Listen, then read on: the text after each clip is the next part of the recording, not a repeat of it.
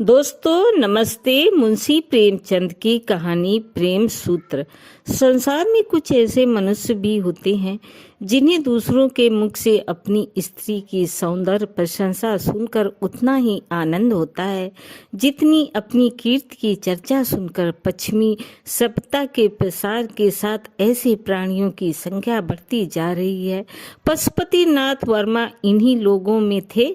जब लोग उनकी परम सुंदरी स्त्री की तारीफ करते हुए कहते, ओहो कितनी अनुपम रूप राशि है, कितनी अलौकिक सौंदर्य है, तब वर्मा जी मारे खुशी और गर्व के फूल उठते थे। संध्या का समय था, मोटर तैयार खड़ी थी।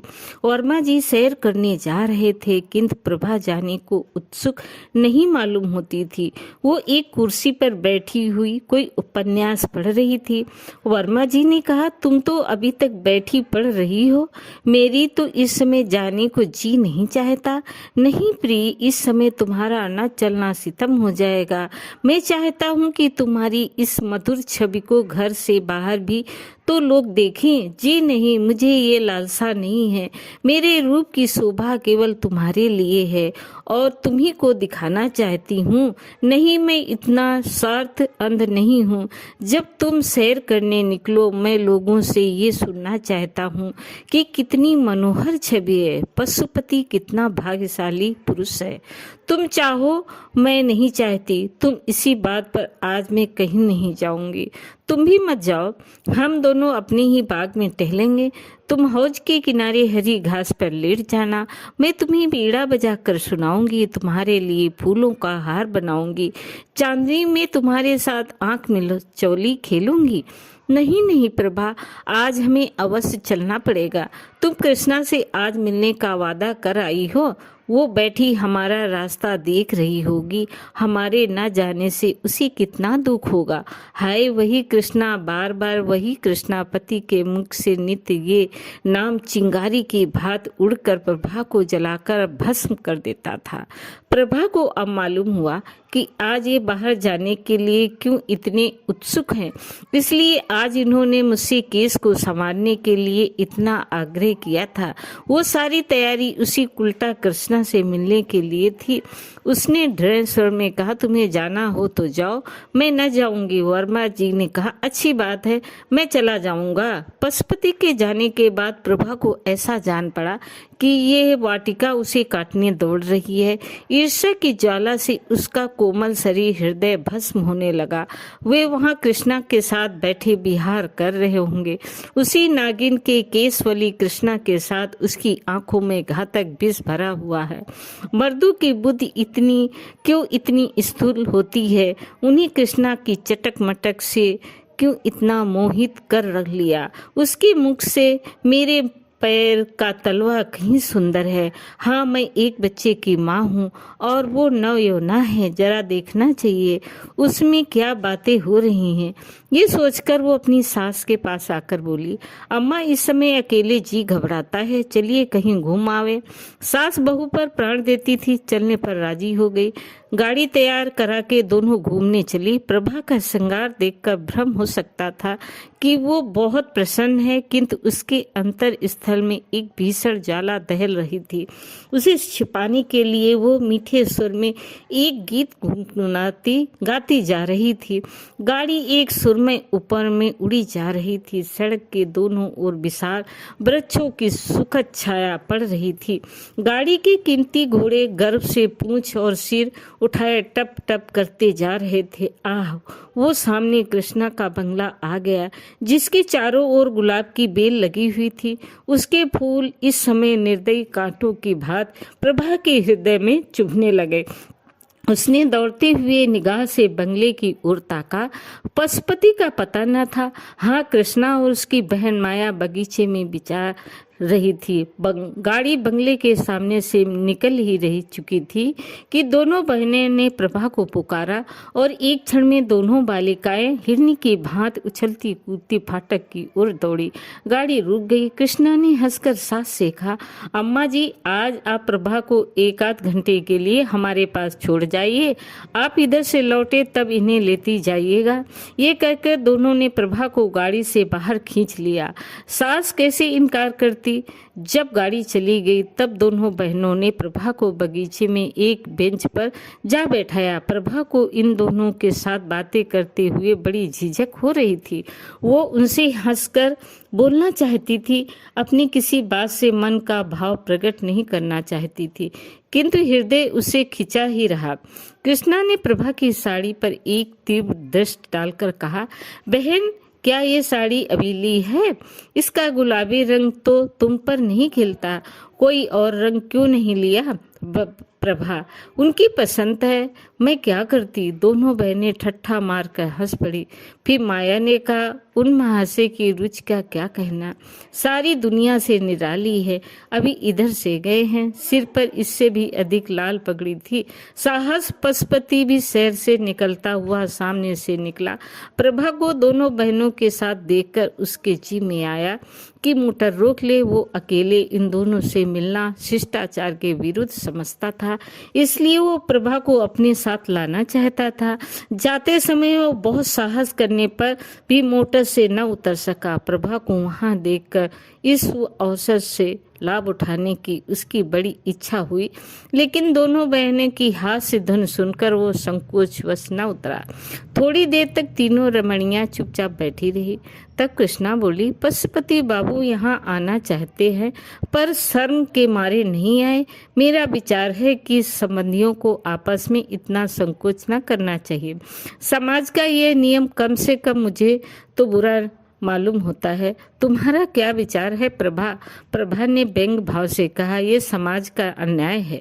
प्रभा इस समय भूमि की ओर ताक रही थी, पर उसकी आंखों से ऐसी तिरस्कार निकल रहा था कि जिसमें दोनों बहनों के परिहास को लज्जा सूचक मौन में परिणित कर दिया। उसकी आंखों से एक चिंगारी निकली जिसमें दोनों युवतियों के आमोद प्रमोद और उस कुव्रत को जला डाला जो प्रभा के पति परायण हृदय को बाण से बेध रही थी।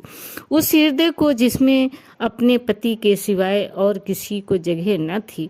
माया ने जब देखा कि प्रभा इस वक्त क्रोध से भरी बैठी है, तब बेंच से उठ खड़ी हुई और बोली, आओ बहन जरा टहले, यहाँ बैठे रहने से तो टहलना ही अच्छा है। प्रभा ज्यों की त्यों बैठी रही, पर वे दोनों बहनें बाद में टहलने लगी। उस वक्त प्रभा का ध्यान उन दोनों के वस्तु आभूषण की ओर गया। माया बंगाल की गुलाबी रेशमी की एक महीन साड़ी पहने हुई थी जिसमें न जाने कितनी चुन्नटें पड़ी हुई थी। उसके हाथ में एक रेशमी छतरी थी जिसे उसने सूर्य की अमित किरणों से बचाने के लिए खोल लिया था। कृष्णा के वस्त्र भी वैसे ही थे। हाँ, उसकी साड़ी पीले रंग की थी और उसके घूंघर वाले बाल साड़ी के नीचे से निकलकर माथे और गालों पर लहरा रहे थे। प्रभा ने एक ही निगाह से ताड़ लिया कि इन दोनों युवतियों में किसी को उसके पति से प्रेम नहीं है। केवल आमोद लिप्सा के वशीभूत होकर ये स्वयं बदनाम होंगी और उनके सरल हृदय पति को भी बदनाम कर देंगी। उसने ठान लिया कि मैं अपने भ्रम को इस विषक्त पुष्पों से सजाऊंगी और चाहे जो हो उसे उनके ऊपर मंडराने न दूंगी, क्योंकि ये केवल रूप और वास है, रस का नाम नहीं है। प्रभा अपने घर लौटते ही उस कमरे में गई। उसकी लड़की शांति अपनी दाई की गोद में खेल रही थी। अपनी नन्ही जीती जागती गुड़िया की सूरत देखते ही प्रभा की आंखें सजल हो गई। उसने मात्र स्नेह से विभोर होकर बालिका को गोद में उठा लिया, मानो किसी भयंकर पशु से उसकी रक्षा कर रही है। उस दुस्साहस वेदना की दशा में उसके मुंह से ये शब्द निकल गए, बच्चे तेरे बाप को लोग तुझसे छीनना चाहते हैं। है तू क्या अनाथ हो जाएगी? नहीं नहीं, अगर मेरा बस चलेगा तो मैं इस निर्बल हाथों से उन्हें बचाऊंगी। आज से प्रभा विषाद में भावनाओं में मगन रहने लगी। आने वाली विपत्ति की कल्पना करके कभी कभी भय अतुर होकर चिल्ला पड़ती। उसकी आंखों में उस विपत्ति की तस्वीर खिंच जाती जो उसकी ओर कदम बढ़ाए चली जाती थी। पर उस बालिका की तोतली बातें और उसकी आंखों के निशंक ज्योत प्रभा के विकल हृदय को शांत कर देती। वो लड़की को गोद में उठा लेती और वो मधुर हास्य छवि जो बालिका के पतले पतले गुलाबी ओठों पर खेलती होती, प्रभा की सारी शंकाओं और बाधाओं को छिन्न भिन्न कर देती। उस विस्मय नेत्रों में आशा का प्रकाश उसे आश्वस्त कर देता। हाँ अभागिन प्रभा, तू क्या जानती है क्या होने वाला है। ग्रीष्म काल की चांदनी रात थी। सप्तमी का चांद प्रकृति पर अपना मंद शीतल प्रकाश डाल रहा था। पशुपति मौल श्री की एक डाल ली हाथ से पकड़े और तने से चिपटा हुआ माया के कमरे की ओर टकटकी लगाए ताक रहा था। कमरे का द्वार खुला हुआ था और शांता निशा में रेशमी साड़ियों की सरसराहट के साथ दो रमणियों की मधुर हास्य ध्वनि मिलकर पशुपति के कानों तक पहुँचते पहुँचते आकाश में विलीन हो जाती थी। एकाएक दोनों बहनें कमरे से निकली और उन्हीं ओर चली जहाँ पशुपति खड़ा था। जब दोनों उस वृक्ष के पास पहुंची तब पशुपति की परछाई देखकर कृष्णा चौंक पड़ी और बोली, बहन ये क्या है। पशुपति वृक्ष के नीचे से आकर सामने खड़ा हो गया। कृष्णा उसे पहचान गई और कठोर स्वर में बोली, आप यहाँ क्या करते हैं, बतलाइए, यहाँ आपका क्या काम है, बोलिए जल्दी। पशुपति की सिट्टी पिट्टी गुम हो गई।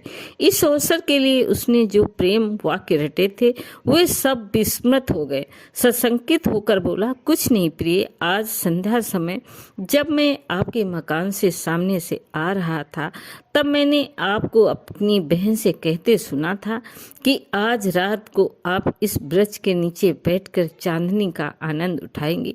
मैंने भी आपसे कुछ कहने के लिए आपके चरणों पर अपना समर्पित करने के लिए। ये सुनते ही कृष्णा की आंखों से चंचल ज्वाला से निकली और उसके ओठों पर व्यंग्यपूर्ण हास्य की झलक दिखाई दी।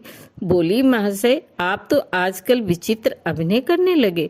कृपया करके पैरों पर से उठिए और जो कुछ कहना चाहते हो जल्दी से कह डालिए और जितनी आंसू गिराने हो 1 सेकंड में गिरा दीजिए।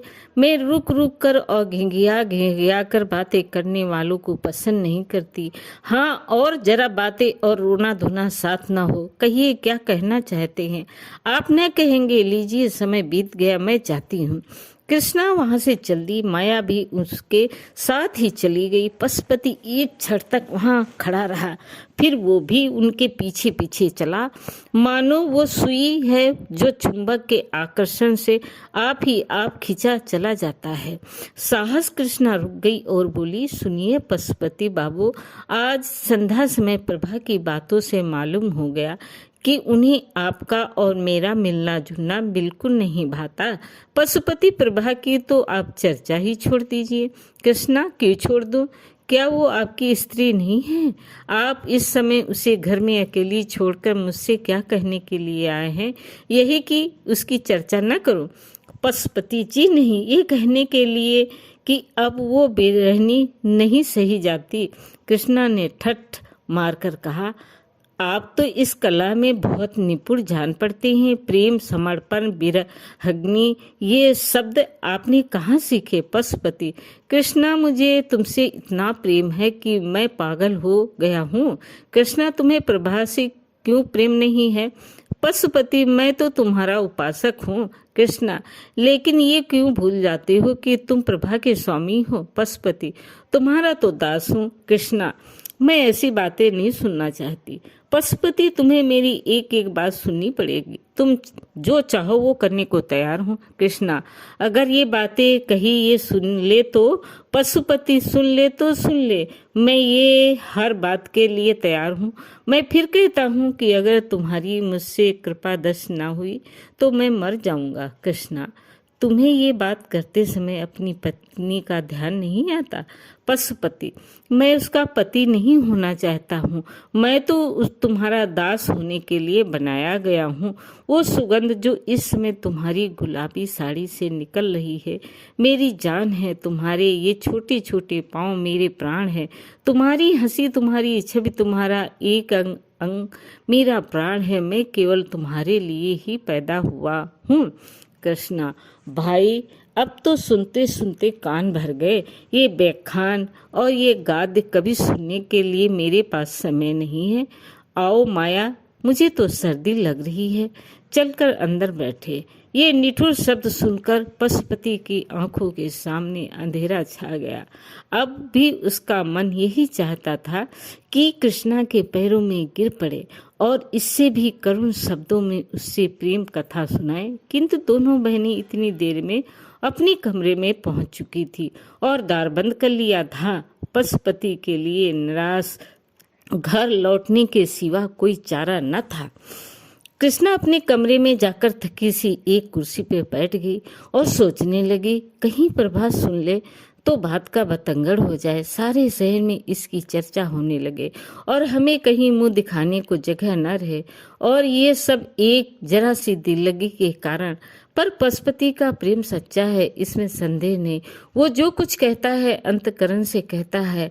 अगर मैं इस वक्त जरा सा संकेत दे दूं तो वो प्रभा को छोड़ देगा और अपने आपे में नहीं है। जो कुछ कहूं वो करने को तैयार है।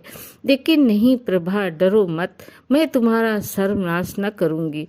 तुम मुझसे बहुत नीचे हो। ये मेरे अनुपम सौंदर्य के लिए गौरव की बात नहीं है कि तुम जैसी रूप विहीना से बाजी मार ले। जाओ अपने अभागे। पशुपति, तुम्हारे भाग्य में जो कुछ लिखा था वो हो चुका। तुम्हारे ऊपर मुझे दया आती है, पर क्या किया जाए। ये खत पहले हाथ पड़ चुका था। ये दूसरा पत्र था जो प्रभा को देव के कोट की जेब से मिला। कैसा पत्र था! इसे पढ़ते ही प्रभा की देह में एक ज्वाला सी उठने लगी। तो यूं कहिए कि ये अब कृष्णा के हो चुके। अब इसमें कोई संदेह नहीं रहा। अब मेरे जीने को धिक्कार है। जब जीवन में कोई सुख ही नहीं रहा तो क्यों न इस बोझ को उतार फेंकूं। वही पशुपति जिसे कविता से लेस मात्र भी रुचि न थी, अब कवि हो गया और कृष्णा को छंद में पत्र लिखता है। प्रभा ने अपने स्वामी को उधर से टहल हटाने के लिए वो सब कुछ किया जो उससे हो सकता था, पर प्रेम का प्रवाह उसके रुके न रुका और आज उस प्रवाह तक के उसके जीवन की नौका निराधार बही चली जा रही थी। इसमें संदेह नहीं कि प्रभा को अपने पति से सच्चा प्रेम था, लेकिन आत्मसमर्पण की तुष्टि आत्मसमर्पण से ही होती है।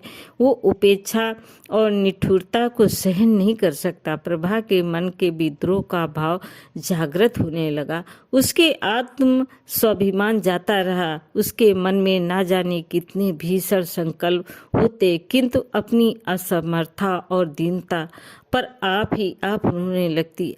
उसका सर्वस्व उससे छीन लिया गया और अब संसार में उसका कोई मित्र नहीं, कोई साथी नहीं। पशुपति आजकल नित बनाव श्रृंगार में मगन रहता, नित नए नए सूट बदलता।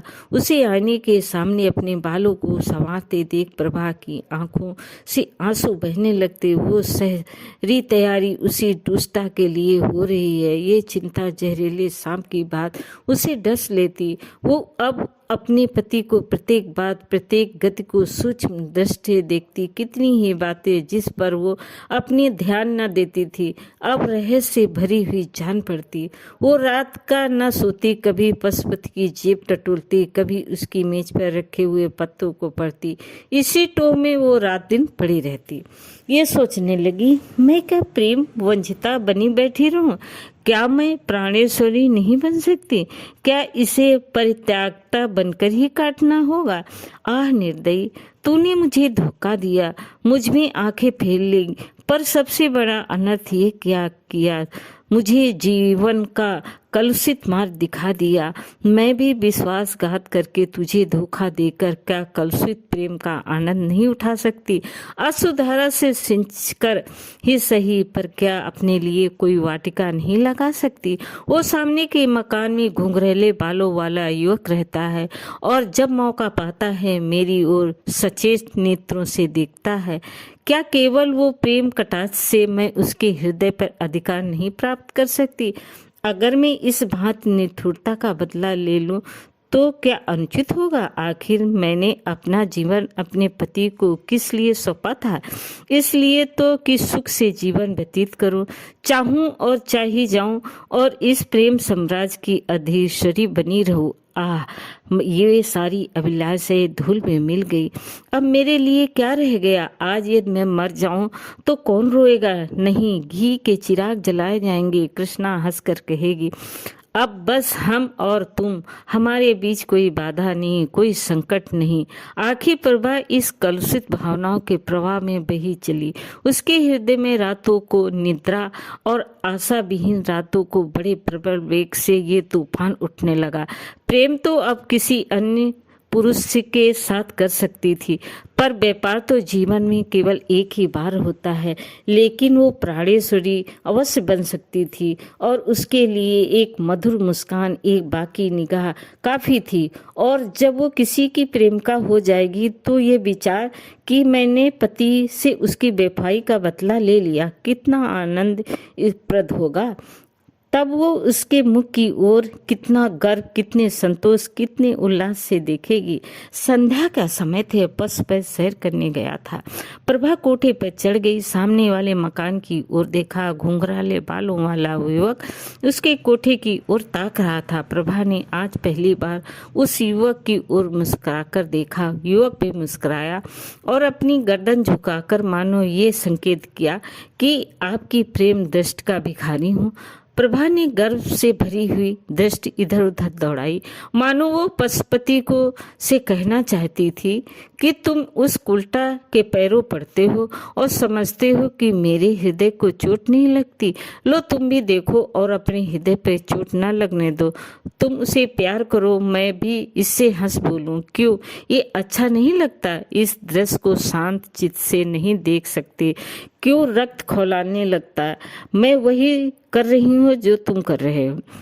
यदि पशुपति को ज्ञात हो जाता कि मैं निठुरता से इस सती के हृदय को कितनी काया पलट कर दी है, तो क्या उसे अपनी कृत्य पर पश्चाताप न होता? क्या वो अपने किए पर लज्जित न होता? प्रभा ने उस युवक से इशारे में कहा, आज हम और तुम पूर्व वाले मैदान में मिलेंगे, और कोठे के नीचे उतर आई। प्रभा के हृदय से इस समय एक बड़ी उत्सुकता थी जिसमें प्रतिकार का आनंद मिश्रित था। वो अपने कमरे में जाकर अपने चुने हुए आभूषण पहनने लगी। एक क्षण में वो एक फलसई रंग की रेशमी साड़ी पहने कमरे से निकली और बाहर जाना ही चाहती थी कि शांता ने पुकारा, अम्मा जी आप कहाँ जा रही हैं? मैं भी आपके साथ चलूंगी। प्रभा ने झट बालिका को गोद में उठा लिया और उसे छाती से लगाए ही उसके विचारों ने में पलटा खाया। उस बाल नेत्रों में उसके प्रति कितना असीम विश्वास, कितना सरल स्नेह, कितना पवित्र प्रेम झलक रहा था। उसे उस समय माता का कर्तव्य याद आया। क्या उसकी उपेश प्रेम आकांक्षा उसके वात्सल भाव को कुचल देगी? क्या वो प्रतिकार की प्रबल इच्छा पर अपने मातृत्व कर्तव्य को बलिदान कर देगी? क्या वो अपने क्षणिक सुख के लिए उस बालिका का भविष्य, उसका जीवन धूल में मिला देगी? प्रभा की आंखों से आंसू की 2 बूंद गिर पड़ी। उसने कहा, नहीं, कदापि नहीं। मैं अपनी प्यारी बच्ची के लिए ये सब कुछ सह सकती हूँ। 1 महीना गुजर गया, पर भी प्रभा अपनी चिंताओं को भूल जाने की चेष्टा करती रहती थी। पर पशुपति नित्य किसी न किसी बहाने से कृष्णा की चर्चा किया करता था। कभी कभार हंसकर कहता, प्रभा अगर तुम्हारी अनुमति हो तो मैं कृष्णा से विवाह कर लूं। प्रभा इसके जवाब में रोने के सिवाय और क्या कर सकती थी। आखिर एक दिन पशुपति ने उसे विनयपूर्ण शब्द में कहा, प्रभा उस रमणी की छब मेरे आंखों से नहीं उतरती। उसने मुझे कहीं का नहीं रखा। ये कहकर उसने कई बार अपना माथा ठोका। प्रभा का हृदय करुणा से द्रवित हो गया। उसकी दशा उस रोगी की सी थी जो वो जानता है कि मौत उसके सिर पर खेल रही है, फिर भी उसका जीवन लालसा दिन पर दिन बढ़ती जाती हो। प्रभा इन सारी बातों पर भी अपने पति से प्रेम करती थी और स्त्री सुलभ स्वभाव के अनुसार कोई बहाना खोजती थी कि उसके अपराधों को भूल जाए और उसे क्षमा कर दे। एक दिन पशुपति बड़ी रात गए आया और रात भर नींद में कृष्णा कृष्णा कहकर बर्राता रहा।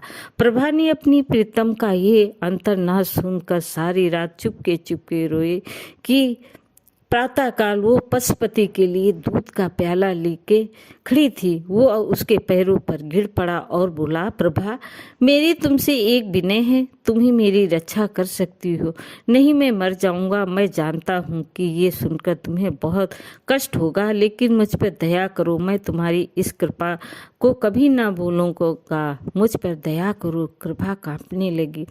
पशुपति क्या कहना चाहता है ये उसका दिल साफ बता रहा था, फिर भी वो भयभीत होकर पीछे हट गई और दूध का प्याला मेज पर रखकर अपने पीले मुख को कांपते हुए हाथों से छिपा लिया। पशुपति ने फिर भी सब कुछ ही कह डाला। लालसा अब अंदर न रह सकती थी, उसकी ज्वाला बाहर निकल ही पड़ी। तात्पर्य ये था कि पशुपति ने कृष्णा के साथ विवाह करने ना निश्चय कर लिया था। वो से दूसरे घर में रखेगा और प्रभा के यहाँ 2 रात और 1 रात उसके यहाँ रहेगा। ये बातें सुनकर प्रभा रोई नहीं, वरना स्तंभित होकर खड़ी रह गई। उसे ऐसा मालूम हुआ कि उसके गले में कोई चीज अटकी हुई है और वो सांस नहीं ले सकती। पशुपति ने फिर कहा, प्रभा, तुम नहीं जानती कि जितना प्यार तुमसे मुझे आज है उतना पहले कभी ना था। मैं तुझसे अलग नहीं हो सकता, मैं जीवन पर्याप्त तुम्हें इसी भांत प्यार करता रहूंगा, पर कृष्णा तुझे मार डालेगी। केवल तुम ही मेरी रक्षा कर सकती हो, मुझे उसके हाथों मत छोड़ो। प्रिय अभागन प्रतिभा, तुझसे पूछ पूछ कर तेरी गर्दन पर छुरी चलाई जा रही है, तू गर्दन झुका देगी या आत्मगौरव से सिर उठाकर कहेगी, मैं ये नीच प्रस्ताव नहीं सुन सकती। प्रभा ने इन बातों में से एक भी ना की। वो अचेत होकर भूमि पर गिर पड़ी। जब होश आया कहने लगी, बहुत अच्छा, जैसी तुम्हारी इच्छा, लेकिन मुझे छोड़ दो, मैं अपनी माँ के घर जाऊंगी, मेरी शांता मुझे दे दो। ये कहकर वो रोती हुई वहां से शांता को लेने चली गई और उसे गोद में लेकर कमरे से बाहर निकली। पशुपति लज्जा और ग्लानि से सिर झुकाए उसके पीछे पीछे आता रहा और कहता रहा, जैसी तुम्हारी इच्छा हो प्रभा वो करो, और मैं क्या कहूँ। तुम मेरी प्यारी प्रभा, वादा करो कि तुम मुझे क्षमा कर दोगी। किंतु प्रभा ने उसको कुछ जवाब न दिया और बार बार द्वार की ओर चलती रही। जब पशुपति ने आगे बढ़कर उसे पकड़ लिया और उसके मुरझाए हुए अश्रु सिंचित कपोलों को चूम चूम कर कहने लगा, प्रिय, मुझे भूल न जाना, तुम्हारी याद मेरे हृदय में सदैव बनी रहेगी। अपनी अंगूठी मुझे देती जाओ, मैं इससे तुम्हारी निशानी समझ कर रखूंगा और उसे हृदय से लगाकर इस दाह को शीतल करूंगा। ईश्वर के लिए प्रभा मुझे छोड़ना मत, मुझसे नाराज न होना। 1 हफ्ते के लिए अपनी माता के पास जाकर रहो, मैं तुम्हें जाकर लाऊंगा। प्रभा ने पशुपति के कर पास से अपने आप को छुड़ा लिया और अपनी लड़की का हाथ पकड़े हुए गाड़ी की ओर चली। उसने पशुपति को न कोई उत्तर दिया, न ये सुना कि वो क्या कह रहा है। अम्मा, आप क्यों हंस रही हैं? कुछ तो नहीं बेटी, वो पीले पीले पुराने कागज तुम्हारे हाथ में क्या हैं? ये उस ऋण के पुर्जे हैं जो वापस नहीं मिला। ये तो पुराने खत मालूम होते हैं। नहीं बेटी, बात यह है कि प्रभा अपनी 14 वर्ष की युक्ति पुत्री के सामने सत्य का पर्दा नहीं खोलना चाहती थी। हाँ, वे कागज वास्तव में एक ऐसे कर्ज के पुर्जे थे जो वापस नहीं मिला। ये वही पुराने पत्र थे जो आज एक किताब में रखे हुए मिले थे और ऐसे फूल की पंखुड़ियों के भांति दिखाई देते थे जिनका रंग और गंध किताब में रखे रखे उड़ गया हो। तथापि वो सुख के दिनों को याद दिला रहे थे और इस कारण प्रभा की दृष्टि में वो बहुमूल्य थे। शांता समझ गई, अम्मा कोई ऐसा काम कर रही है जिसकी खबर मुझे नहीं करनी चाहती है और इस बात से प्रसन्न होकर मेरी दुखी माता आज अपना शोक भूल गई है और जितनी देर तक वो इस आनंद में मगन रहे उतना ही अच्छा है। एक बहाने से बाहर चली गई। प्रभा जब कमरे से मैं अकेली गई तब उसने पत्रों को पढ़ना शुरू किया। आह, इन 14 वर्षों में क्या नहीं हो गया। इस समय वो गृहिणी की हृदय से कितनी ही पूर्ण स्मृति जागृत हो गई, जिन्होंने हर्ष और शोक के स्रोत एक साथ खोल दिए। प्रभा के चले जाने के बाद पशुपति ने बहुत चाहा कि कृष्णा से उसका विवाह हो जाए, पर वो नहीं राजी हुई। इसी नैराश्य और क्रोध की दिशा में पशुपति एक कंपनी का एजेंट होकर यूरोप चला गया। तब भी उसे प्रभा की याद कुछ दिनों तक उसके पास से क्षमा प्रार्थना पूर्ण पत्र आते रहे, जिसमें वो बहुत जल्द घर आकर प्रभा से मिलने के वादे करता रहा और प्रेम के इस नए प्रवाह में पुरानी कटुताओं को जल मग्न कर देने के लिए आशा में स्वप्न दिखाता रहा। पति परायण प्रभा के संतप्त हृदय में फिर आशा की हरियाली लहराने लगी। मुरझाई हुई आशा लताएं फिर प्रज्वलित होने लगी, किंतु ये भी भाग्य की एक कीड़ा ही थी। थोड़े ही दिन में रसिक पशुपति एक नए प्रेम जाल में फंस गया और तब से उसके पत्र आने बंद हो गए। इस वक्त प्रभा के हाथ से वही पत्र थे जो उसके पति ने यूरोप से उस समय भेजे थे, जब नैराश्य का घाव हरा था। कितनी चिकनी चुपड़ी बातें थी, कैसे कैसे दिल खुश करने वाले वादे थे। इसके बाद ही मालूम हुआ कि पशुपति ने एक अंग्रेज लड़की से विवाह कर लिया।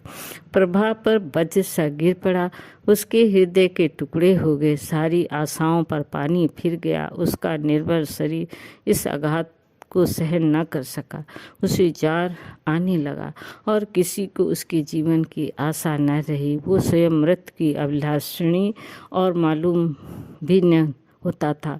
मौत किसी सर्प की भांति उसकी देह से लिपट गई, लेकिन बुलाने से मौत भी नहीं आती। जार शांत हो गया। प्रभा फिर वही आशा विहीन जीवन व्यतीत करने लगी। एक दिन प्रभा ने सुना पशुपति यूरोप से लौट आया है और वो यूरोपियन स्त्री उसके साथ नहीं है, बल्कि उसके लौटने के कारण वही स्त्री है।